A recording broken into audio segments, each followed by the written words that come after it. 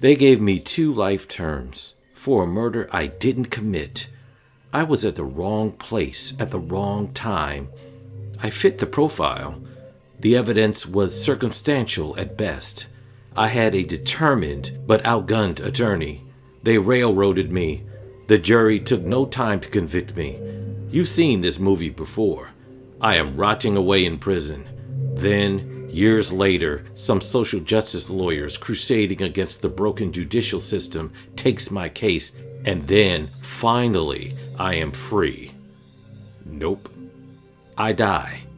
Actually, the man who had my same features, same hair, same bone structure, same fingerprints, same everything, is the one who died.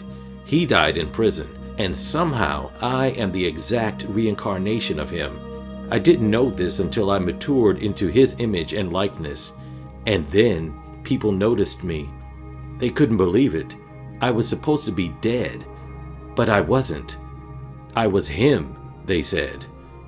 Remember that old joke that a guy given double life, that if he dies and comes back, he goes back to prison? Well, that is not a joke. Since I have exactly his characteristics and traits, according to the law, I am to go to prison. A terrible miscarriage of justice, some people pronounced.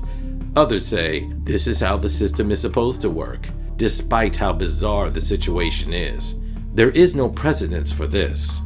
My parents were devastated. They raised me to be a good, law-abiding citizen. They were taken aback when they discovered how much I resembled the convicted man.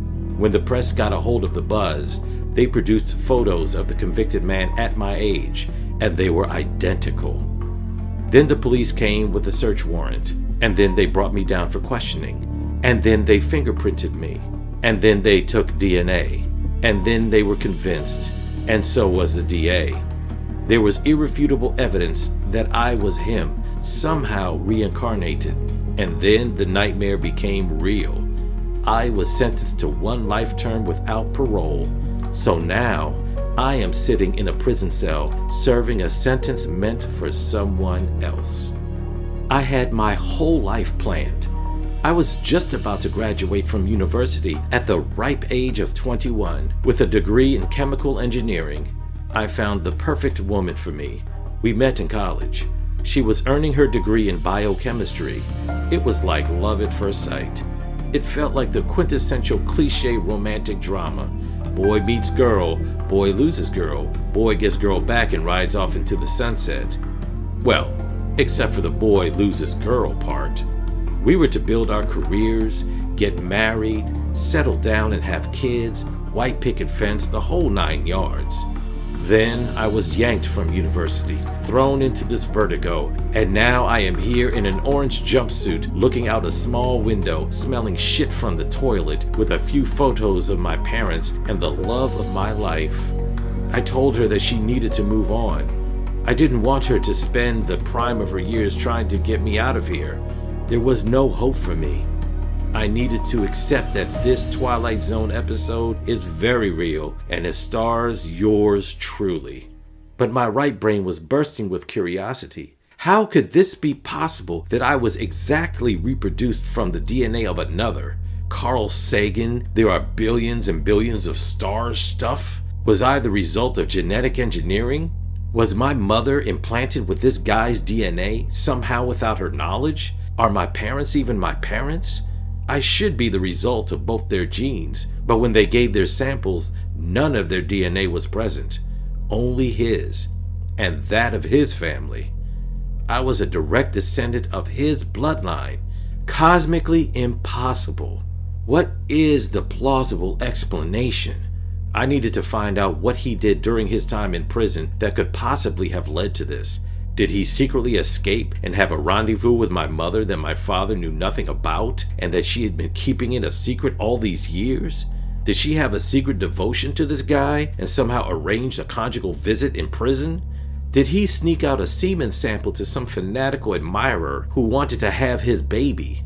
I was stringing out all my theories from the quasi-practical to the absolutely absurd and getting nowhere. All I knew was that my parents and my girlfriend were devastated.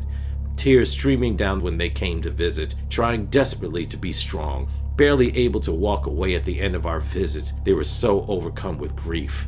And I was left alone with no answers, eternally baffled in my abruptly changed circumstances, gently pounding my head against the wall at night, screaming into my pillow, shaking and rocking myself to sleep. The only way I was to know was if I had access to his materials in his cell. Books, letters, anything I could get my hands on.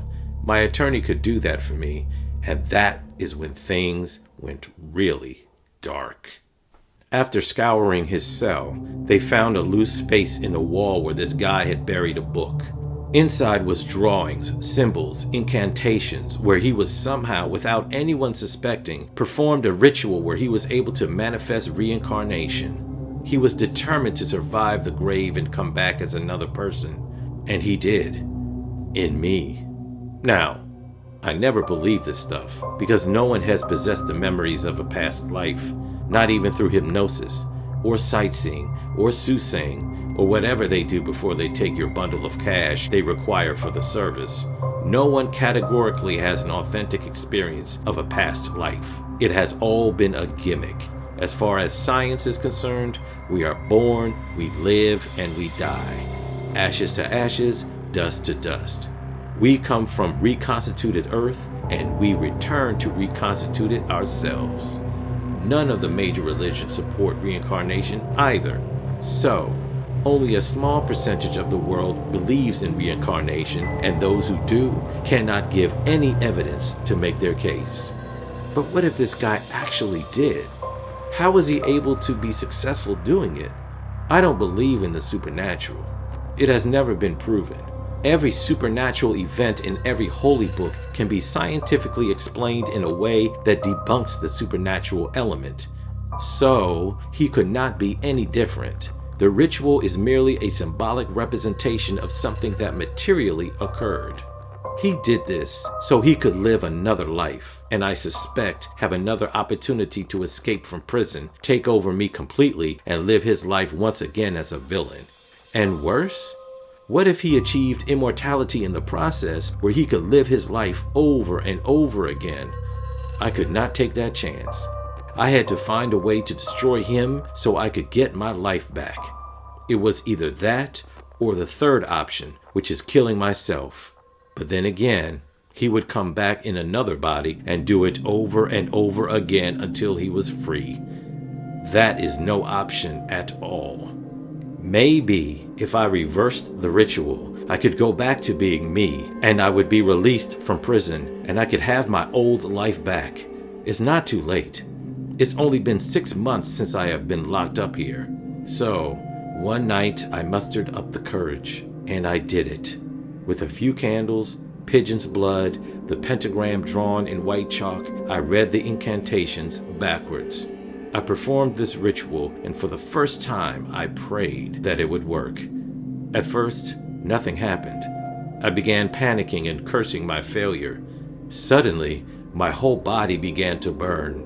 I felt the searing pain as my body began dematerializing.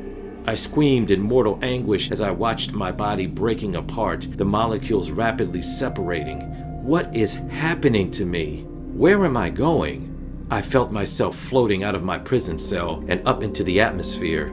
I realized what was happening. I was being transported back to the origin of life, out into the cosmos, in the black, in the dark matter. I am fully aware of what is happening, but no longer have a body. I see, but I don't have eyes. I can touch, but I do not have hands or feet. I can hear, but I don't have ears. I have access to all senses, but I am no longer human. I am merely a collection of carbon molecules. I have landed somewhere out here. I cannot believe this is my consequence, but it is all my fault. I dared to attempt something I knew nothing about, and now I have paid dearly. It is a torture I do not wish upon anyone. It was as if my life was robbed twice. I can see Earth, but I cannot encroach upon it.